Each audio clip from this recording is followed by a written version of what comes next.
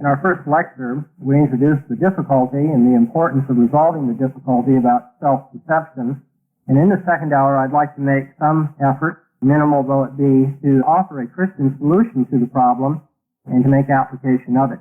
We'll get right into the material lest we run out of time, and you'll find up here on the board 4 basic things I'm going to be covering. The first point being that belief is essential to any analysis of self-deception. Secondly, I'd like to look at some of the crucial characteristics of the epistemic notion that we call belief. I'd like to talk about the incompatibility of beliefs that are involved in self-deception if we use the other deception model. And then finally, I'll talk about motivated rationalizing of the evidence and self-covering intentions as the way that the self-deceiver pulls off his feet. First of all, belief is essential to self-deception. Undoubtedly, at the core of our lives, there is something of a cognitive mess. We are inconsistent in our choices. We are incoherent in our convictions. We're persuaded where we ought not to be persuaded, and deluded that we really know ourselves quite transparently. At the heart of all these kinds of personal failure and depreciation is the concept of belief. It should seem obvious, I think, that deception is another form of such cognitive error. Deceived people have been misled, deluded, beguiled, or somehow mistaken in what they think and expect to be the case. Granted, there can be many varieties and conditions of this false believing. If Smith promises to meet Jones at the library at 3 this afternoon, but then gets delayed because he is enthralled with the political propagandist across campus, both Smith and Jones in this case may be deceived. Jones deceived by expecting Smith to come at a particular time, and Smith deceived because he's believing clever lies. It should seem obvious, then, for all of these differences, that belief is involved in deception. There appear to be few, if any, plausible grounds for disputing that point. And I think that self-deception, then, will be seen as involving the holding of one or more false beliefs. However, in passing, I should mention that Herbert Fingarette has recently challenged the construal of self-deception in terms of belief, despite how ordinary it is in everyday thinking, because he thinks that epistemic analyses of self-deception create irresolvable paradoxes in themselves. Fingarette wishes to change the emphasis. Instead of talking about belief, knowledge, and perception, epistemic notions like that, he wants to change the emphasis and see self-deception in terms of purposive action, and he wants to give it a volitional account. Now, the acceptability of Fingarette's claim that belief is not central to an analysis of self-deception, it turns out, is supported only indirectly. That is, it's supported only by his offering an alternative account, which he thinks to be more adequate than the belief analyses previously given. And I'm going to skip giving you any detailed rehearsal of Fingarette's view and simply summarize by saying that Fingarette holds that self-deception involves adopting an avoidance policy, whereby one purposefully chooses to stay ignorant of some engagement of his in the world. Fingarette says consciousness is a matter of spelling out to yourself what you do and what you undergo. In self-deception, you adopt the policy of not spelling out something about yourself or what has happened to you. I would not judge, however, that Fingarette's challenge to the belief analysis of self-deception has been successful, and that because his positive virtues in the alternative account are not really evident. In the first place, Fingarette explains his troublesome concept of self-deception at the price of an even greater obscurity, that being his metaphor of spelling out an engagement in the world. That's not what you would consider a common and ordinary way of explaining things in human relations. A second problem with Fingarette's alternative is that the volition-action family of terms that he wants to rely upon, the volition-action family of terms is itself actually laden heavily with notions having to do with belief, perception, knowledge, and the following. And the reason for this is that the epistemic and volition families of terms crucially overlap. For instance, you can hardly give an analysis of consciousness and personal identity, both of which are essential to Fingarette's view of self-deception.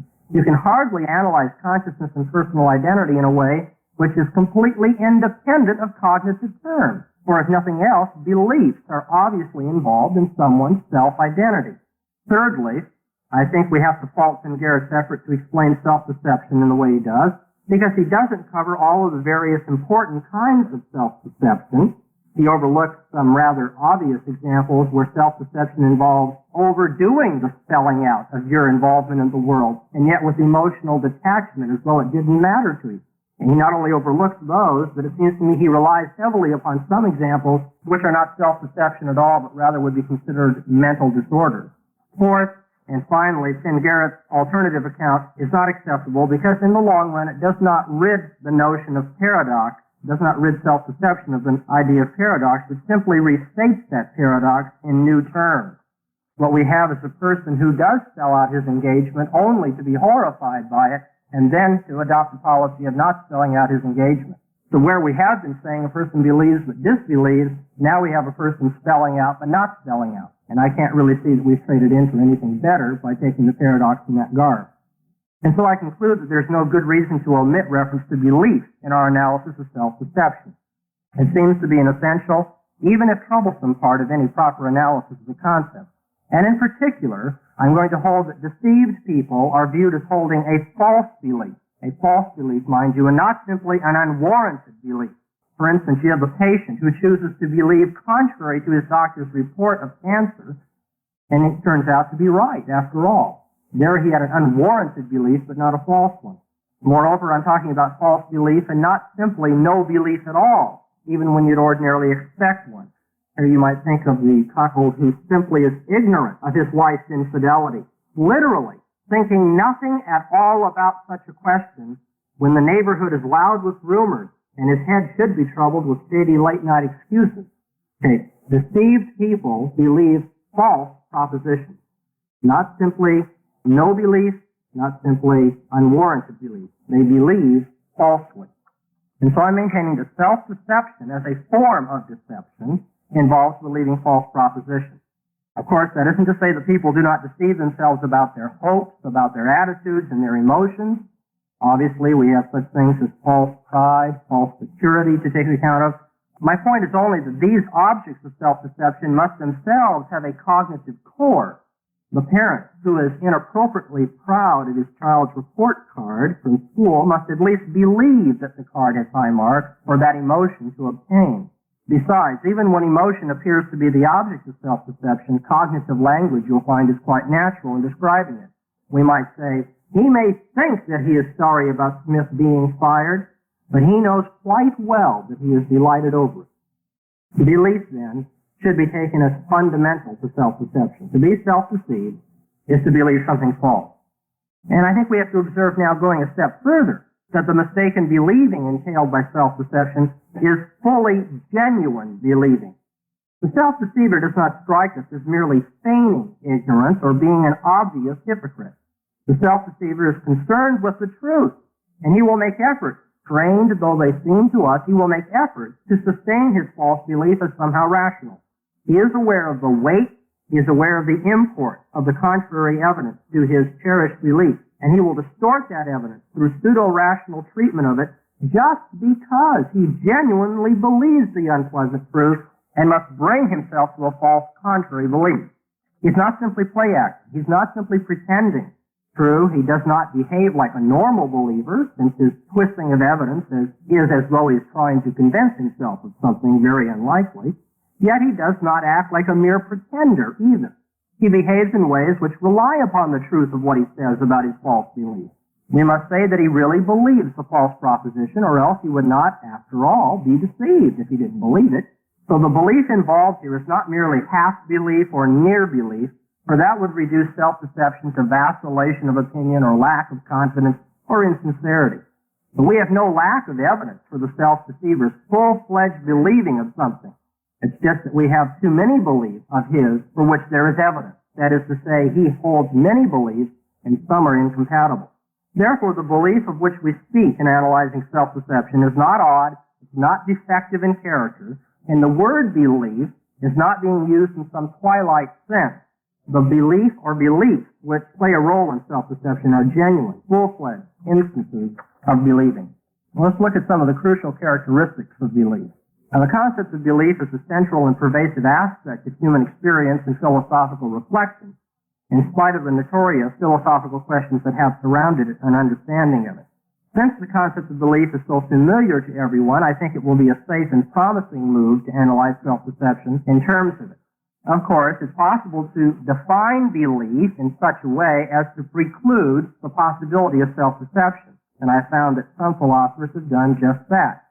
But of course, they're the same philosophers who have paid the price of implausibility, and they're talking about human reality. Often enough in the history of epistemology, belief has also been artificially restricted to an ideal philosophical notion of what we might call rational belief, wherein people never believe contradictory propositions. You'll notice in how much of the logic of belief, doxastic logic today, the treatments are treatments of a notion called rational belief, and not our ordinary believing that you and I know so much about. But that will hardly do. Human nature is capable of more things and stranger than common sense philosophers suppose, or than rationalistic philosophers impose on the world in a Procrustean fashion. It is beyond our power, I think, to be wholly rational at all times, if you understand rationality in the popular philosophical sense. Never ceasing in full evidential and full logical self-scrutiny, continually scanning the full horizon of our past and present beliefs in comparison with new, possibly incoherent additions to the set. Nobody does that all the time. I think one stands a far smaller opportunity to rid the world of irrationality and self-deception if he takes the shortcut of simply defining them out of existence. And so we should offer a characterization of belief which will help us analyze self-deception, realizing that in the long run, the adequacy of our analysis of belief and the adequacy of our analysis of self-deception will probably be judged jointly. To give a satisfactory account of the one while being untrue to the other is to fail to do justice to the full range of human reality and thus to veer off into distortion eventually. Now, instead of giving you a rundown of the traditional ways of handling belief, all of which run into crucial defects, let me simply say that my own perspective is that the traditional attempts at analyzing belief tend to fail, although they're helpful in many ways, nevertheless tend to fail just because an analysis of belief is impossible. In studying a wide range of concepts in epistemology and philosophy of mind, it begins to appear, or at least it has appeared to me, that the notion of belief is primitive or fundamental to the explanation of these other concepts. And as such, belief cannot be traditionally defined in terms of anything more basic than itself, which is why I think we arrive at conflicting, somewhat deficient, and yet equally attractive accounts of belief on, say, the occurrent analysis of belief or the dispositional analysis of belief. But if an analysis of belief cannot be provided here, there's no reason to think that we can't offer a general characterization of the ordinary notion of belief. And in doing so, my remarks are going to be merely programmatic, leaving it to other epistemologists who have suggested aspects of the proposed characterization to elucidate and defend those elements at length in their own writing. The general characterization which will be given here is purposely incomplete, focusing only on those facets of belief which I deem relevant to the final goal of analyzing self-deception, which is, after all, why we're here today. Objection to the incompleteness of this characterization of belief will only be devastating to me if what is said about belief is not only a failure to answer all of the questions about it, but a failure to answer any. In a general sense, then, I think we can characterize belief as a positive, intellectual, propositional attitude which is expressed in a large variety of symptoms, some of which are subject to degrees of strength. A positive, intellectual, propositional attitude which is expressed in a large variety of symptoms. To believe something is to have a favorable attitude toward a proposition, an attitude of the intellectual rather than merely cognitive or affectional kind. It is to take the proposition as true in a virtually automatic response to the evidence as that evidence is perceived by the person. And thus to believe P is to see it as evidence, to regard P as reliable. And in the sense that belief is controlled by and informed by the evidence, as it is construed by the believer, belief is often said, in our ordinary language, to be constrained. Moreover, we speak of some propositions as beyond belief. And it should be added that while belief is a positive propositional attitude informed by the evidence, that evidence is often misconstrued and misperceived and approached with myopia of mind and senses. And thus, belief on this characterization by no means precludes believing false propositions. So now I want to be a little more precise. That's a general attitude toward belief, a favorable or positive intellectual propositional attitude manifest in a variety of symptoms. But as a more precise conception of belief, which will be applied consistently throughout our investigation of self-deception, I'm going to suggest the following. Belief is an action-guiding state of mind. If you will, we might consider it a map-like mental state. A map-like mental state.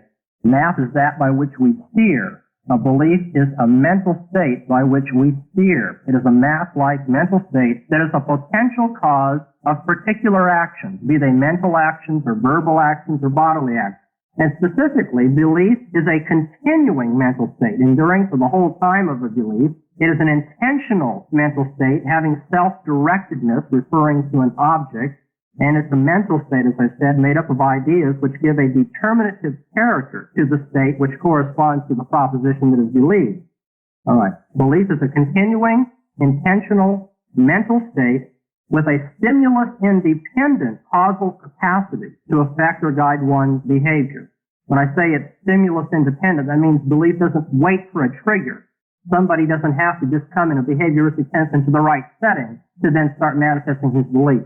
I can right now just start thinking about horses and doing the things appropriate to my beliefs about horses. I didn't have to come into the right circumstance. It's a stimulus-independent causal factor. And it's a stimulus-independent causal capacity to affect or guide one's theoretical or practical behavior under suitable circumstances in a wide variety of manifestations. So let me summarize. And what I'm going to say in the following, to say that S believes that P will be understood as true if and only if S relies upon P, sometimes intermittently or continuously, only if S relies upon P in its theoretical inferences and or practical actions and plans. Now, while I think that characterization of belief can distinguish it from related notions like thinking or supposing or having a conviction or what have you, I'm going to leave it simply at that. Very short, precise understanding of it. It will turn out now that the grounds for saying that S is self-deceived will coincide with or include those for saying that S believes that P. If S did not take P as true or evidence, that is, if S did not have a positive attitude or mental state such that P was relied upon in his theoretical and practical inferences, then we could not distinguish self-deception from mere ignorance of or mere dislike for P. It is just because S unavoidably looks upon the evidences supporting P and is thereby in the mental state of relying upon P in its inferences, practical or theoretical, that his desire to avoid or manipulate that evidence in self-deception is meaningful. S does not wish to have his mind informed by the evidence in this fashion any longer. He does not want to believe what he does believe. He would rather forget or hide the unpleasant truth that has gripped him, that is, to make covert that he relies upon P in his theoretical inferences and practical actions and plans. S's negative emotional response to P, which is meaningful in part because it is caused by his belief that P, leads him to try to escape his involuntary or uncontrived way of seeing things. In short, his negative emotional response to believing that P makes him attempt to escape his belief that P. Now, what are the bases upon which we ascribe belief to somebody like F, who is the self-deceiver, or to anybody else? Well, it will turn out here that what is usually called the occurrent and the dispositional accounts of belief offer us valuable insights into the bases of belief ascription. Neither a person's actions nor his utterances are infallible signs of belief, to be sure. They're only fairly reliable correlations to his belief. And so we have to use the various kinds of expressions of belief to supplement each other to gain some kind of inductive certainty about what he actually does believe. Now, what kinds of evidence would we use? Well, if F is talking about himself, his inward assent to believe, or assertion of P. His outward assertion would be evident to us. It would also be evident to us in the way that he behaves, the way that he reasons, the way that he gestures, the way that he feels. His beliefs are evident in his habits, his decisions, his inaction, his actions, his emotions, his lack of emotion, and the whole range of behavior, actually. For you see, we must take account of the fact that belief sentences are, in one of their most important functions, explanatory of human behavior. One's own avowals of his belief, to avow that I believe this, or to disavow that I believe something, one's own avowals of belief, I recognize have a presumptive authority. But they can be defeated, and we often do defeat them by cautious and relatively thorough observation of the other behavioral indicators in a man. So over time, what I'm saying, if you want to put it very easily, over time, actions do speak louder than words. even the believer's own worth.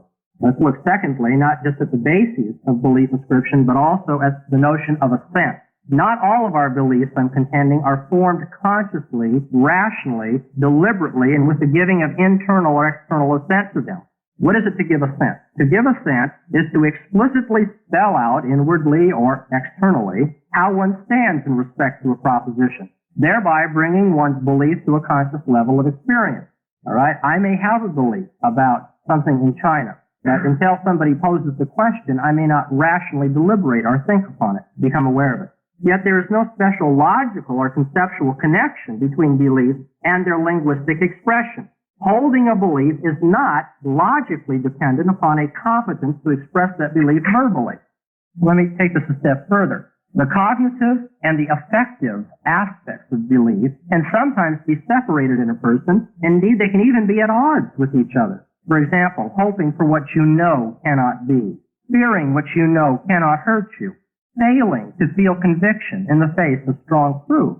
Sometimes the way we feel and the way that we think just don't jive. Accordingly, we can easily imagine a situation where most of the effective manifestations of belief that P occur in S. That is, that we can see these things in the person believing, and yet this person does not assent to it, even when the proposition is attended to in mind. He doesn't notice that his actions, emotions, assumptions, inferences, etc., are such as would be expected symptoms of someone who accepts P. Yet when we ask him whether he believes P, he answers that he does not. He gives the same answer when silently discoursing within himself. Even though he does not show the assent symptoms of belief, his condition is quite obviously belief-like. Most, if not all, of the other symptoms of belief are present. So in most respects, he is just like a normal believer, and his behavior can hardly be understood without postulating in him a belief that P. Now, I think it would be an artificial imposition at this point to erect some terminological rule prohibiting us to say correctly that S believes P under such circumstances. But you see, that kind of rule would only screen off the complexity of human nature and behavior from us. For we can certainly imagine, if we have not actually encountered people who would protest that they do not hold belief about the inferior human dignity of people of other races, and yet who evidence just such an attitude in their social behavior nonetheless. Therefore, the criterion of assenting to a sentence when asking can fail us as a way of making belief ascriptions in the case of an unapprehended belief. The fact that belief can be divorced from explicit assent, then, shows us that there can be beliefs held by a person of which he is not aware, that is, of which he is not consciously entertaining in mind or introspecting. I think it's simply a false picture we often entertain of intelligent beings if we think of them as incessantly talking to themselves internally and always making explicit or reporting upon their mental states and mental acts. It simply doesn't happen.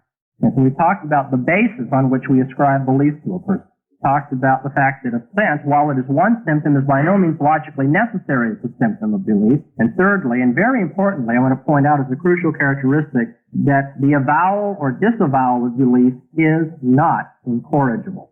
It is subject to correction and to falsification.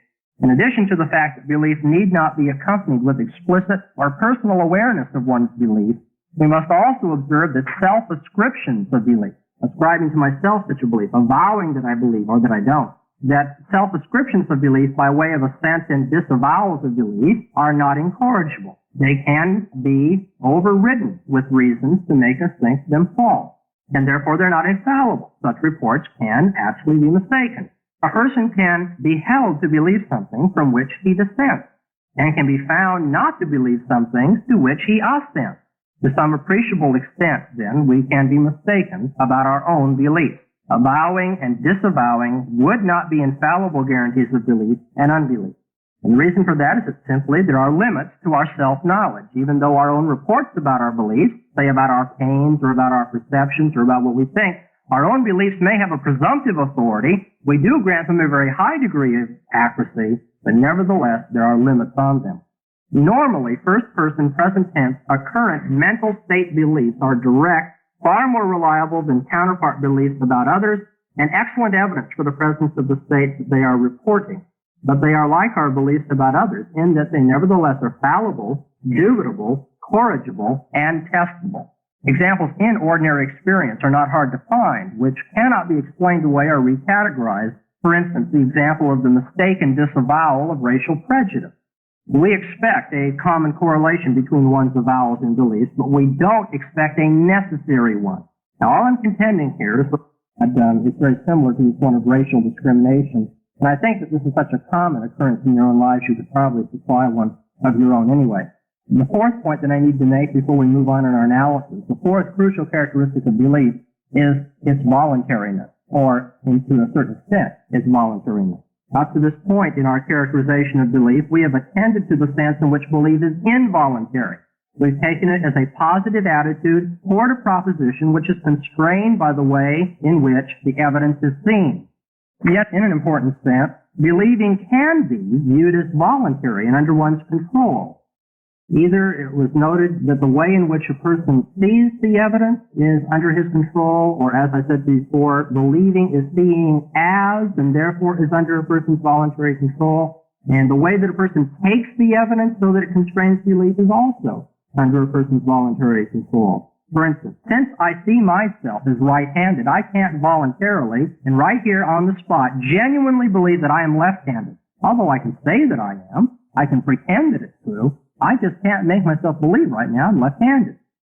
I think we've all had the kind of experience that led David Hume to speak of belief as a feeling or automatic response to circumstances. Few, if any people, you see, can look out a window and see dark clouds and pouring rain only then to force themselves to believe that it's sunny and bright outside.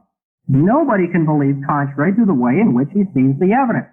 However, and this is the kicker, one can exercise some control over the way in which he sees the evidence. One can direct his attention, give prominence to some matters over others, suppress what he wishes to encounter or not to encounter, reevaluate the significance of past consideration, and all the like. If belief is seeing as, then we must also recognize that seeing as is somewhat subject to one's will. In that sense, the person is free to ignore the grounds for a belief, in which case the belief is not compelled. While it may be true that S cannot voluntarily choose to believe whatever he wishes, just like that, he may nevertheless freely doubt propositions, suspend judgment about them, voluntarily inhibit the extension of his inferences from them. And so direction of our thoughts is a kind of doing, isn't it? By the direction of our attention that we encourage or we thwart our propensity to believe things. And thus a person is free to fortify or to undermine beliefs he may have by voluntarily concentrating his attention on certain evidence, ignoring other evidence, misconstruing evidence, seeing it as something it is not, or in the wrong light, or in the wrong proportion, or what have you. In such ways as these, he can deliberately cultivate a belief, whether about some objective matter or about himself and his belief. And he can cultivate a belief which, it turns out, is wrong, contrary to the facts. So now, with these crucial characteristics of belief in mind, that it's an action-guiding state of mind, a mental state, that assent is not logically necessary to it, that avowal is not incorrigible, and finally, that there's a certain degree to which belief is voluntary. With those crucial characteristics in mind, we can go on to explicate, I hope, a non-paradoxical account of self-deception. And we're going to look first of all then at incompatible beliefs being involved in self-deception according to the other deception model. We should maintain the appropriateness of modeling self-deception on other deceptions, contending that there is a common sense for the word deception in both other deception and self-deception. Now this does not commit us to going to the extreme of making self-deception out to be a literal case of other deception, or like other deception in every detail, as though there was a split personality. In fact, if we did that, it wouldn't be self-deception. It would be, in fact, other deception, one part deceiving the other part. Rather, self-deception should be seen as a general parallel to other deception in certain specifiable ways. Models are not intended to be identical to that which they model. And other deception is a model for self-deception. It's like it in some ways, unlike it in other ways. Here are some specifiable ways in which other deception is like self-deception. For instance, they both share these elements. The deceiver is responsible for causing the deceived to believe falsely. Secondly, the fact that the deceived holds, at least implicitly, an erroneous belief about the deceiver's belief is common to both of them. And thirdly, the rationalization maneuvers taken in the face of evidence brought to the attention of the deceiver by others is going to be common. Okay? In some cases, we have two people involved in these transactions, and in some cases, we have one. But we have, in all cases, at least those three characteristics. So given the other deception model, incompatible beliefs need to be attributed to the self-deceiver on the basis of his behavior. And accordingly, self-deception can be portrayed as a conflict state wherein S holds incompatible beliefs. It's at this point that the important notion of the iteration of beliefs is going to enter. And very simply, that's going to mean that we're going to talk about first-order beliefs. I believe the dog is dangerous. And then second-order beliefs will be beliefs about my first-order belief. Iterated beliefs will mean I'm going to reiterate the belief even in mentioning the second one. I do not believe that my belief that dogs are dangerous is a dumb belief. In essence, the self-deceiver holds a first-order belief. He believes that P, which is far from being a matter of personal indifference to him, somehow distressing. He has a personal stake in it or against it. It is a special kind of belief, one which S dreads, he cannot face up to, he wishes were otherwise, since it brings some unpleasant truth, as he perceives it, before him. And so S comes to deny that belief. He believes that P. He sees the evidence. It's clear that this is true, but he can't stand it. And so he comes to deny that belief. While believing that he comes to hold additionally a second-order belief, and notice now a false second-order belief about that first belief. Namely, he comes to believe that he doesn't believe it. It's all very clear, isn't it? Let me do it one more time for you. The believer has a first-order belief that dogs are dangerous, let's say. Okay? And then he brings himself to a second-order belief about that belief. And in this case, he comes for various reasons to not want to believe it, so he convinces himself, I don't believe that I believe dogs are dangerous. That is to be distinguished logically from I don't believe that dogs are dangerous. Although, and here's the important point, the behavioral manifestation of those two is going to, for the most part, be identical. A man who does not believe that dogs are dangerous and a man who does not believe that he believes that dogs are dangerous, these two men are going to, for the most part, act in identical ways.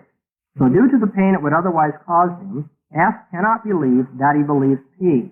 Although it need not do so, this denial of his belief can actually take the form of and be facilitated by S coming to believe not P as a way of counteracting this belief. But that's a very complicated matter in philosophy, and I don't think that we'd have time to really explicate it here. The important point in my analysis is that he comes to a false second-order belief about his believing that P.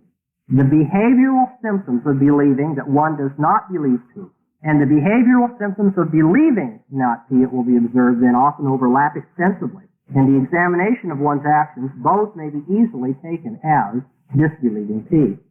What I'm holding is that the incompatibility of beliefs, which is found in self-deception, where S believes that P, and yet believes that he does not believe that P, is not then logical in nature. The incompatibility is behavioral and practical in nature. And if you're taking notes, I think that's one point you're not going to want to miss. The incompatibility is not logical, it is practical. And therein lies a good deal of the misconception of many journal articles on the subject. For that matter, even when self-deception leads us to believe that P and to believe that not P, that is not really formally contradictory, where you see the two beliefs held by the self-deceiver are incompatible because they call for conflicting types of behavior. We wouldn't want to say that the man believes P and not P. What we'd rather say is that he believes P and he believes not P. Now, without putting that up here on the screen, you probably wouldn't follow that. There's no logical contradiction, even if you forget my iterated qualification about the denial of his belief. There's no contradiction because we're not saying of a man who is in self-deception that he believes the proposition P and not P. That might be contradictory. It all depends on what your conception of belief is. But rather we're saying this man believes P, and it's the case that he doesn't believe P. And I suppose, short of having a course in logic that may not seem all that significant to you, but it makes all the difference in the world. Because we're saying that he has a belief, and he doesn't have a belief. He's in a conflict state, but it's a conflict state that's very practical. It's not logical. It's not as though we're asking him to believe contradictions. It's just that he's in a contradictory state. In particular, then, S believes P, but his assent to P is blocked by acquiring, and on my analysis, and you can forget this, on my analysis, his assent is being blocked by acquiring the second-order belief that he does not believe P. We're saying that S believes P. It's also true that S believes that S does not believe P. Okay, so you have to have both of those.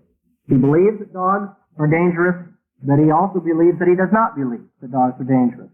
Now, S has an obvious interest at stake in maintaining the rationality of his second-order belief, contrary to the first-order belief, that P. And our analysis will contend that this state of mind comes about when, in the face of evidence adverse to his cherished second-order belief, S engages in contrived and pseudo-rationality in his treatment of the evidence. That is, he manipulates, he suppresses, he rationalizes the evidence so as to support a belief which is incompatible with his belief that P. If he looked at himself like we look at him, he'd have all the evidence he needs that he believes P. But because he wants to strain and rationalize that evidence, he doesn't come to believe that he believes P, but he forces upon himself the belief that he doesn't believe P. He ignores the obvious. He focuses away from the undesirable indicators. He twists the significance of evidence, goes to extreme measures to enforce his policy of hiding his belief that P. Now, this rationalizing activity, in order to count as self-deception and not something else, like simply a cavalier disagreement, must be given a motivational explanation. S distorts the evidence in order to satisfy a desire, namely the desire to avoid the discomfort or pain associated with believing that P. By means of it, he enters into and maintains self-deception, believing that he does not believe that P. Actions which have the effect of achieving the special state of incompatible beliefs which has been traced here are referred to in our statement like S is deceiving himself regarding P. Whatever actions he takes to get into this state here are the actions we call self-deceiving actions. We need to go a step further. We talked about motivated rationalizing of the evidence. But the whole question is, how can a man be culpable for this? How can he be conscious of it but not conscious of it? And so in the final portion of my analysis, we have to look at the self-covering notion of intention. As human actions, motivated rationalizing of one's belief. As human actions, this motivated rationalizing may be purposefully engaged. That is, they may be done intentionally. If we said of a man that he just fell into self-deception, it would be no more a human action or uniquely human action than falling into a pit. So what I want to contend is that he can do it on purpose. Although he need not do it on purpose, there may be accidental cases, unintentional cases. The important thing are the strong cases of self-deception of interest to us as Christian apologists. Now, the vexed questions of awareness and purpose in self-deception address what is perhaps the underlying complexity in making sense of self-deception. And this is a position I will propose to untangle that perplexity. While the self-deceiver is aware of the truth of P, he does not entertain it before his mind, as it were internally perceiving his belief, nor does he give it a sense. Accordingly, the self-deceiver is not aware that he holds incompatible beliefs. He has them, but since he's not looking at one of them, he doesn't know that he has incompatible beliefs. After all, he doesn't believe that he has a belief that P. He only believes that he does not believe that P. Now, he should recognize the incompatible situation. He should. But the strategy of hiding his dreaded belief prevents him from recognizing it. And if he did recognize the incompatibility and did not resolve it, he wouldn't be self-deceived any longer. He'd simply be irrational or perhaps vacillating in his opinion. Further, the self-deceiver is not aware that his professed and cherished belief about his beliefs is false. Even though as a rational man he should know that it's false to say he doesn't believe P, he's not aware that it's false. And for that reason, we don't call him a bare liar. A critical question, however, is whether one can try to deceive himself and not be aware of these things. Can one engage in self-deception on purpose? A common assumption is that if S purposes to do something, then he must be aware of its character. Thus, if S can purposely engage in the activity of self-deception, rationalizing the evidence so as to hide a dreaded belief, it would seem that he would be aware of its character. He would believe that he is attempting to deceive himself. And that would spoil the effort. If you know you're trying to deceive yourself, you can hardly succeed in doing it. Just as much as if one person realized that another person was intending to mislead him in the truth, that other person could hardly successfully do the misleading. However, I would argue that F's awareness of his aim, his awareness of his intention to do this deed, his awareness of his aim to make the belief that he is covert by believing something incompatible with it, will not undermine the success of his deception effort. What S thinks about his purposeful attempt at self-deception need not be deception defeating. And we're all asking why. I mean, I keep saying this, but why not? Well, because the intention to deceive oneself can be what is called self-covering. To intend to deceive oneself, to not only cover the belief, but to cover the intention to cover the belief. A self-covering intention. That is, S can purpose not only to hide his beliefs at P, he can also purpose to hide his hiding of it. The self-deceiver conceals his intention from himself, or in short, he deceives himself about his intentions at the very same time that he deceives himself about his beliefs. He knows that he believes P. He can't stand it. He must, with this motivation, rationalize the evidence. But as he takes this approach to the evidence, very much on purpose, if he's going to remain rational, maintain his self-esteem, he must also deceive himself not only about the belief, but about his motivation in approaching the evidence for the belief. What's the problem with this suggestion? Is it only a verbal way of solving the problem? Here we have to cover this deception, so we call it a self-covering intention. The argument has been made in some dissertations and in a few articles that this would involve, in fact, an infinite regress of self-deception. I must deceive myself about my belief, and now take a step back and deceive myself about that intention, and now take a step back and deceive myself about that self-deceiving intention and belief, and on and on and on and on. Are we going to have an infinite regress of self-deceptions in the case of a purposeful self-deception? To avoid an infinite regress of self-deceptions in the case of purposeful self-deception, it must be possible for self-deception to be self-covering, obscuring itself in the very same process of obscuring S's beliefs at P, and yet not calling for a further intention regarding itself in this matter. And all I'm saying here then is that it must be possible for one intention to have two objects, so that you don't have to have an intention about this object, the belief, then an intention about this object, the intention itself, then an intention about the object, and so forth. If an intention can be bifurcated into two objects, then we would solve our problem. And instead of spending a lot of time in complicated philosophical analysis, I simply wish to prove that an intention can be self-covering by giving you what is perhaps the most obvious example that you will know in your life. That intentions can be self-covering is proved, I think, if we simply liken the self-deception to the intention to go to sleep. Obviously, if you intend to go to sleep and do the things necessary, you lay down, you count the sheep, whatever it is you intend when you want to make yourself go to sleep, that intention will be self-covering just in case you are successful. So there are intentions which cover themselves over when they are successfully performed. And if that's true, then there's no reason for us to say that self-deceiving intentions cannot likewise be self-covering. Granted, when the man intentionally wants to deceive himself and is aware of it at the outset, he is going to eventually lose his awareness and consciousness of what he's doing. If he's successful, the point will come where he can no longer look back and say, that's what I was doing. But at the time that he began, he could. It's like the intention to put out your eyes. At some point in the process, you can no longer audit and examine what's going on. So in summary, let us say that the statement S deceived himself is true on the following three conditions. S deceived himself is true when 1. S believes that P. 2. S is motivated to deny his belief that P. And 3. By misconstruing the evidence, S brings himself to believe that he does not believe that P. Okay, he sees the evidence and he believes, but he's motivated to deny that belief because he doesn't like what he sees. And so by misconstruing, by rationalizing, hiding, and so forth, he brings himself to a second-order belief, a false second-order belief, namely that he does not believe that he believes P. In terms of the characterization of belief that I've offered in this hour, now this analysis of self-deception amounts to the following. Through motivated rationalization, S brings it about that in his theoretical inferences and or practical actions and plans, he mistakenly relies upon the proposition that he does not rely upon P in his theoretical inferences and or practical actions and plans. Through motivated rationalization, S brings himself to an incorrect belief about himself. He mistakenly uses that incorrect belief as a premise in his theoretical and practical inferences. Or to put it another way, through motivated rationalization, S comes into a mental state of believing that he does not believe P, even though in fact he is in the mental state of believing P.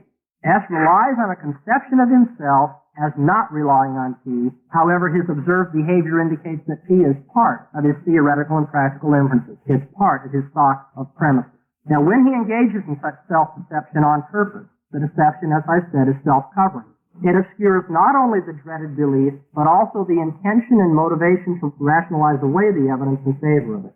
And so let me put it to you in one sentence. If you want to look at this whole thing, not in technical analysis, this will help you remember what self-deception is. Self-deception involves deception by the self, of the self, for the sake of the self, and about the self. Self-deception is deception by the self, of the self. Okay? Actively, I deceive myself. I do it for the sake of myself, to preserve my cherished beliefs or self-conceptions, and I do it about myself, for my sake. And how do I do it? By believing falsely about my own beliefs. Let me give you a couple of examples as we close. Consider again that case of Mrs. Jones that we took up last hour. The principal calls her and says that her son Johnny has been caught stealing lunch money out of students' desks. The evidence is plain. Johnny is a thief. We can add to the story that this is the third or fourth time she's received such calls, and she's noticed money missing out of her own purse at home. She's aware that Johnny has been coming home with expensive items from the store. Mrs. Jones shows all the effective symptoms of believing the proposition that Johnny is a thief. She tries to avoid situations in which she is likely to be reminded of his dishonesty, however. She moves to a new neighborhood, a new principal. She transfers Johnny into a new school. She does not have a phone put into her home so that no calls can be brought from the principal. She keeps an unusually attentive eye on her boy, and she won't discuss why she does these things with her neighbors. Yet, on the other hand, since nobody in the Jones family has ever stooped to dishonesty, she persuades herself that Johnny has never done a dishonest deed. She forgets the past evidence. She supplies more credible explanations of the present evidence. After all, the money is missing from her purse because she's such a careless and forgetful person. She expresses confidence in her son to others, and she makes a show of giving him mature responsibilities. She tries to do only what one who believed in Johnny's virtue would do. She freely confesses that she has a fine boy who is a joy to her, a paragon of virtue. And yet she flies off the handle at him over trifling matters, unlike the way she used to relate to him prior to the afternoon phone call. She seizes upon every oblique reference to personal integrity to deliver an extended speech on the importance of honesty among the younger people of our day. She astonishes and embarrasses others by culminating her discourse with an emotional outburst that her Johnny is the living example of an honest child. When neighbors get curious over her missing cash and Johnny's new, unusually expensive acquisitions, Mrs. Jones fidgets. She slightly blushes. She looks away. She answers in a halting fashion. She treats the brooch evidence in a very unusual and distorted fashion, moreover, all the while apparently satisfying herself that her interpretations are very plausible. The scenario could be extended. But even from this much, we should be willing to say that the affective symptoms of believing that Johnny is a thief justify us in attributing that belief to Mrs. Jones. She cannot stand the thought that her son, however, could stoop so low. She is motivated to hide this information. She is motivated to dissent from it. She has a desire to rid herself of the psychic discomfort caused by believing that Johnny is a thief. Consequently, she rationalizes the evidence. The school officials have a vendetta against Johnny. They're framing him because he's such a good student. She leans on implausible interpretations of the facts. She ignores the best and often the most obvious indicators. Thereby, she brings herself to believe that she does not believe in Johnny's dishonesty. She fools herself, you see, about her awareness of the truth. The symptoms of this false second-order belief are nearly identical with believing the negation of the proposition that Johnny is the thief. Nearly. She does not conceive of herself as not trusting her son, and so she assents to his virtue, makes a show of relying on him. She meets all of the criteria proposed, and accordingly we say quite naturally that she is deceiving herself. And so it seems to me that the analysis of self-deception which I have offered here is sufficient to describe accurately the common and the obvious cases of self-deception to which we often hear reference. More importantly, and in closing, this analysis of self-deception in terms of iterated beliefs, corrigible disavowals, and self-covering intentions is also adequate to explain the self-deception described by Paul in Romans 1 and utilized in a crucial way in presuppositional apologetics. First of all men know and hence believe that God exists. The revelational evidence is so plain that nobody can avoid holding the conviction that God exists, even though they may never explicitly assent to this belief. We can ascribe such a belief to men on the basis of their observed behavior, in reasoning, how they rely on the uniformity of nature without any explanation. We see that in their morals, holding to ethical absolutes without any explanation of that. We see it in their emotions, how they fear death, even though they say there's nothing after. Nevertheless, all men are motivated in unrighteousness and by fear of judgment to ignore, hide, and disavow any belief in God. By misconstruing and rationalizing the relevant, inescapable evidence around and within them, men bring themselves to believe that they do not believe that they believe in God. Sinners can purposefully engage in this kind of activity, for they also deceive themselves about their motivation in handling the evidence as they do, and about their real intentions, thereby, as it were, going to sleep about their belief, or as the Bible puts it, forgetting their God. Because the evidence is clear, and because the suppression of the truth is intentional, we can properly conclude that all men are without excuse, and that they bear full responsibility for their sins of mind and reasoning. And in this sense, I think we can better understand and appreciate what Paul says in Romans 1, namely, that knowing God, all men suppress the truth in unrighteousness. Non-paradoxical, they culpably deceive themselves about their own nature. Thank you.